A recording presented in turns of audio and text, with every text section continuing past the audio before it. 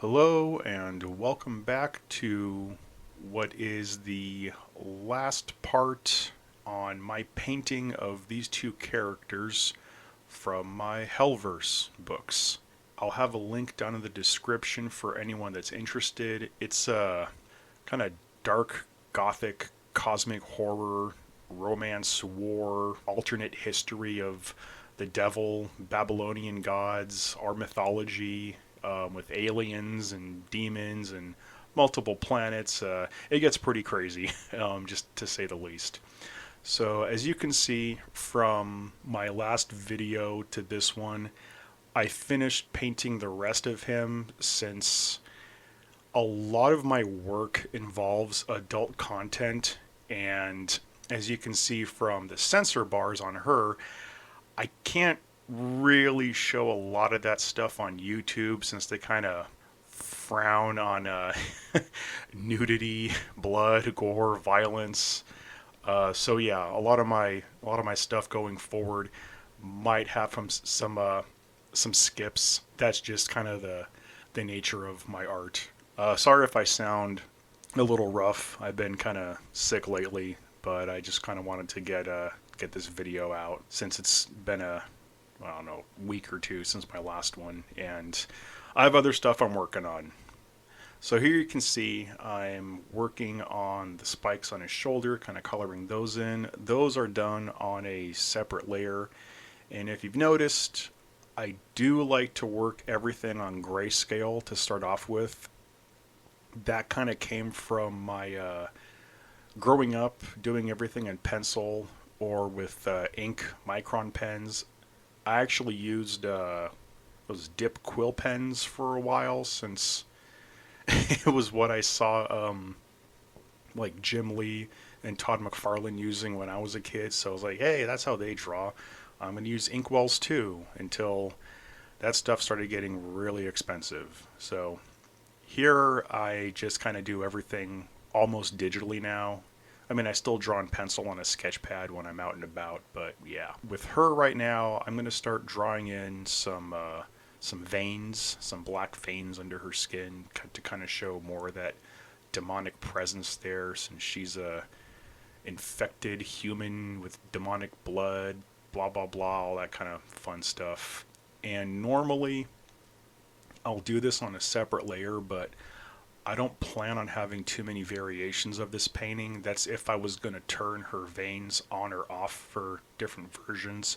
Sometimes you'll see artists that do a lot of digital art like this. They'll have 4 or 5 versions, especially adult artists, where clothing or articles of clothing are turned on or off. In this case, this is part of her design, so I just drew the veins on her with the burn tool.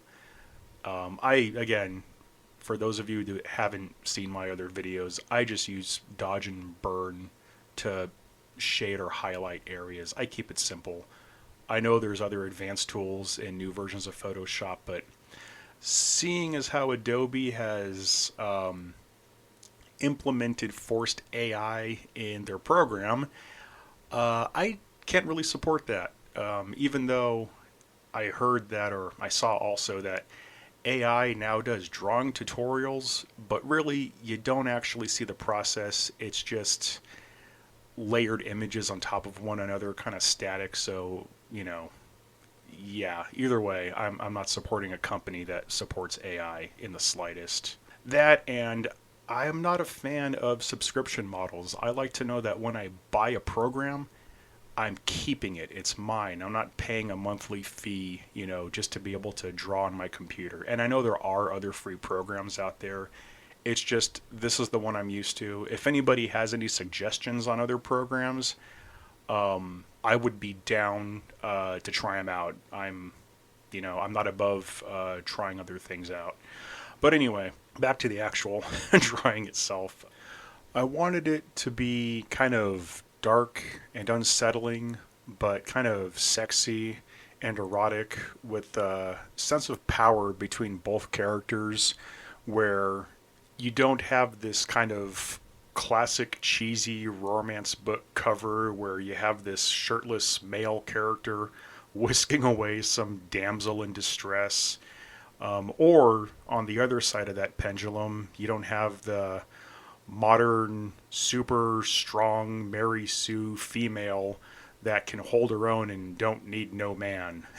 So I wanted to create something where both characters' needs for each other is mutual, where he needs her just as much as she needs him. Something you don't really see too much anymore. Anyway, as you can see, little background jump there.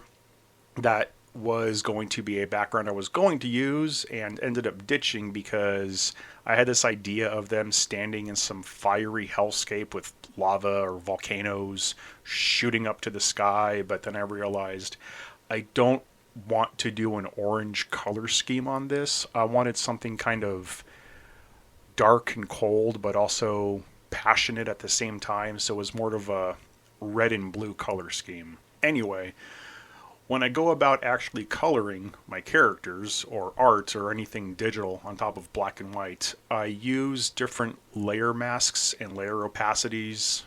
In this case, with skin, I will pick whatever skin tone the character is going to be. Doesn't really matter too much.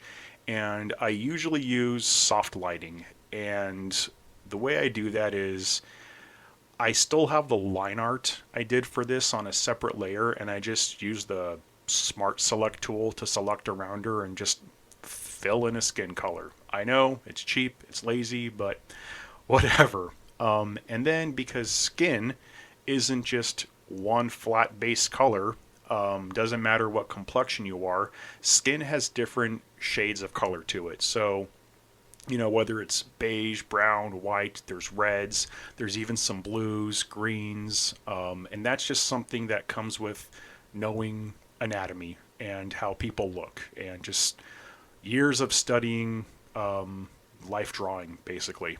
So with this, coloring the lips red, I'm adding some red hues to her skin. Same with the hair. She's supposed to be kind of platinum blonde, so there's a nice crappy looking cutout yellow layer. But I'll go through all the different types of layer types and just find what works the best, what kind of gives me just enough color hue that I can kind of add different shading to it. So basic yellow, add some red, it's on soft lighting. I'll use the soft brush on normal to put some red highlights in there, since she's supposed to have kind of platinum blonde hair with blood stains coming from the roots, as her character's in a constant perpetual state of, I want to say, bloodletting, since she's kind of a bloodmancer demon, I guess. I don't know. Controls blood, pretty much. That's kind of how I do all my coloring on this. I'll use different layer opacities. Man, I sound like I'm just... Oh, here we go. You can see the grayscale layer that I kept, and I use that still. It's really comes in really handy to make sure I don't overpaint anything.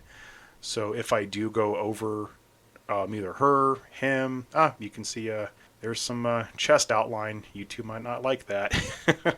But yeah, it really comes in handy for erasing away any overpainting. That's why I keep everything on separate layers as kind of a stencil cutout. Oh, you can see here fixing the hue, saturation, everything on her hair. Again, it's all pretty simple stuff. If I did want to go straight into color with painting, I would probably use the same techniques, but I still like working in grayscale and using my cheap, I get, for some people it might be cheating. They could say, oh, you're just using your own stencil to color over. Well, I mean, yeah, I drew the damn thing, so it's my drawing still and whatever. So to get the mood down, because lighting and mood is everything, you can see here I did a gradient from red to white because the bottom I want to be kind of semi-blood soaked, and I did that for the whole picture. I did it for her, and I do it each on separate layers since I want her to be a little bit less red than what the background eventually ends up as. And if I do it all over the whole picture, it's just going to look flat. So a lot of erasing away, a lot of keeping. You can see her legs right there. Just, keeping what parts I want to keep to make her look even more demonic. And I do the same thing with him. He's supposed to have... Oh, there we go. Look. Magically just popped on all the color I did. With him, I used a blue layer. Did the same with the red. Added some kind of red highlight veins where exposed muscle would be. Maybe some blood stains. Yeah. So what I'm doing here now is, in order to give it that painterly look that I like, you can see there are some pretty bad hard edges on this drawing. What I do is I go to all my layers, and this is the most tedious part.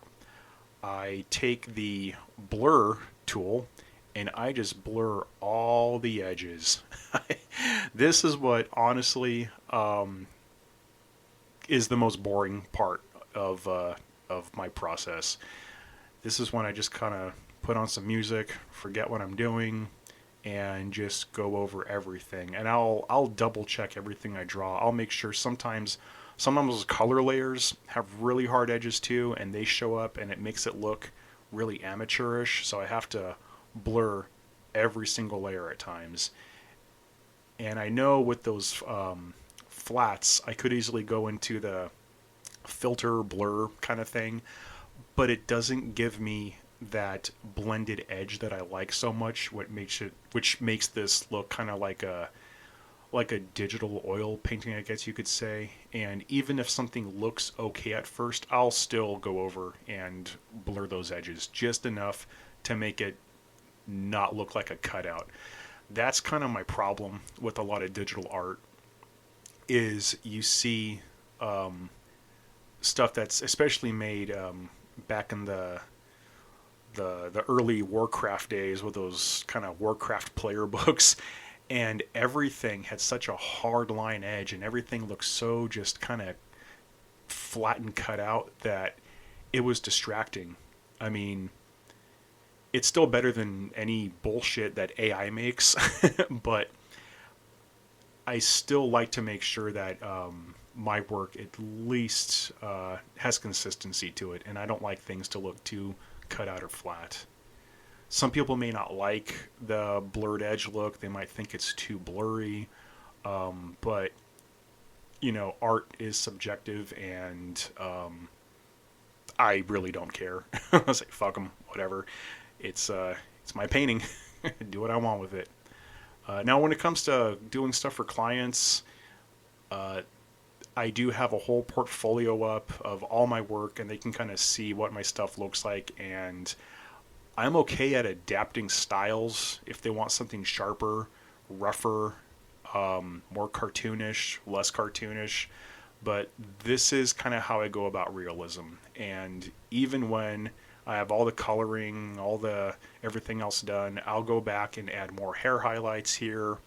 I still haven't even drawn her clothes in yet, which I end up doing later on. I'll put the final painting up at the end of this video so you guys can see, along with some more links you can check out.